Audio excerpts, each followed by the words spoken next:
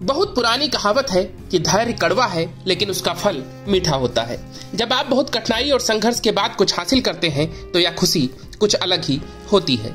यह कहानी भी एक ऐसे युवा एसडीएम की है जिसने अपने 5वें प्रयास में यूपीएससी क्रैक करते हुए आईएएस हासिल किया। उत्तर प्रदेश के बहराइच जिले से आने वाले अमित गुप्ता ने अपनी इंजीनियरिंग की पढ़ाई लोन लेकर पूरी की। उनका सपना शुरुआत से ही एक सिविल सर्वेंट बनने का था, लेकिन परिवार की आर्थिक स्थिति ऐसी थी कि उन्हें प्राइवेट सेक्टर में नौकरी करनी पड़ी। उनके पिता की जनरल मर्चेंट की एक छोटी सी दुकान है। परिवार के लिए गुजर बसर का यही एकमात्र सहारा था। 10वीं में 97% नंबर मिले तो 12वीं तक के लिए स्कॉलरशिप मिल गई, पर आगे की तैयारी के लिए पैसे नहीं थे। इसीलिए बैंक से लोन लेकर हिमाचल प्रदेश के नेशनल इंस्टीट्यूट ऑफ टेक्नोलॉजी से कंप्यूटर साइंस से इंजीनियरिंग पूरी की। आर्थिक स्थिति को देखते हुए उन्होंने नौकरी ज्वाइन की, लेकिन 1 साल बाद उन्होंने नौकरी छोड़ने का फैसला किया और साल 2017 में यूपीएससी सीएससी की तैयारी शुरू कर दी। इस बीच यूपीएससी परीक्षा देते समय एक मित्र के सुझाव पर उन्होंने स्टेट सिविल सर्विसेज की परीक्षा देना भी शुरू किया।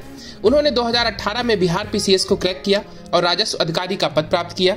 उन्होंने 2 बार यूपी पीसीएस भी क्रैक किया। उन्हें यूपी पीसीएस 2019 में डिप्टी जेलर पद मिला और यूपी पीसीएस 2020 में वो एसडीएम बन गए। अपनी यूपीएससी जर्नी में उन्होंने साल 2018 से लेकर 2022 तक 5 अटेम्प्ट्स दिए। 2019 में वो इंटरव्यू तक भी पहुंचे, लेकिन फाइनल सिलेक्शन नहीं हुआ। पर यूपीएससी सीएससी 2022 में उन्होंने 246वीं रैंक हासिल की और फाइनली आईएएस बने। जब रिजल्ट आया तो अमित महाराजगंज जिले में सब डिविजनल मजिस्ट्रेट के पद पर तैनात थे और सिविल सेवा के उम्मीदवारों को उनका भविष्य बनाने में मदद कर रहे थे। वो महाराजगंज में यूपी सरकार की अभ्युदय कोचिंग में पढ़ाते थे। साथ ही अलीगढ़ में सिविल सेवा मार्गदर्शिका के छात्रों को ऑनलाइन मार्गदर्शन भी देते थे। अमित ने यूपीएससी की तैयारी में अधिकतर पढ़ाई ऑनलाइन की। उनका कहना है कि अब स्टडी मटेरियल ऑनलाइन उपलब्ध है। इंडियन मास्टरमाइंड से बात करते हुए अमित कहते हैं कि मैं जहां से आता हूं वहां के लिए आईएएस, आईपीएस या एसडीएम और डीएसपी बनना बहुत बड़ी बात है। इसीलिए खुद को इसके लिए तैयार करना ही अपने आप में एक बड़ी चुनौती है।